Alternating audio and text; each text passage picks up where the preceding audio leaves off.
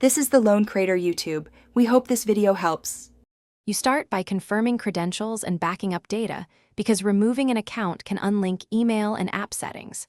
Once done, disable screen locks or remove Microsoft Apps device admin permissions so Android will allow removal. Next, open Settings, then Accounts or Users and Accounts. That takes you straight to the list of signed-in accounts. You're preventing permission blocks and ensuring recovery access, so these preparatory steps avoid errors when you begin the actual account removal.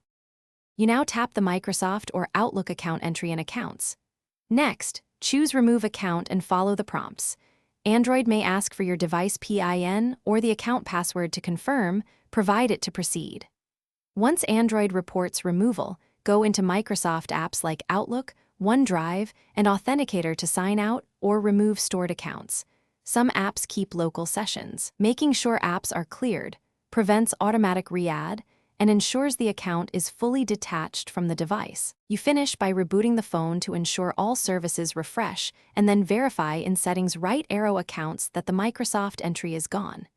If Android blocks removal, go to Settings right arrow Security right arrow Device Admin Apps and revoke any Microsoft app admin rights, then try again.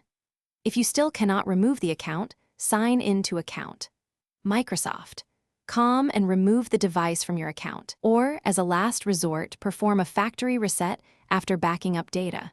This troubleshooting path clears stubborn linkages quickly. Thanks for watching. Consider subscribing if we helped you.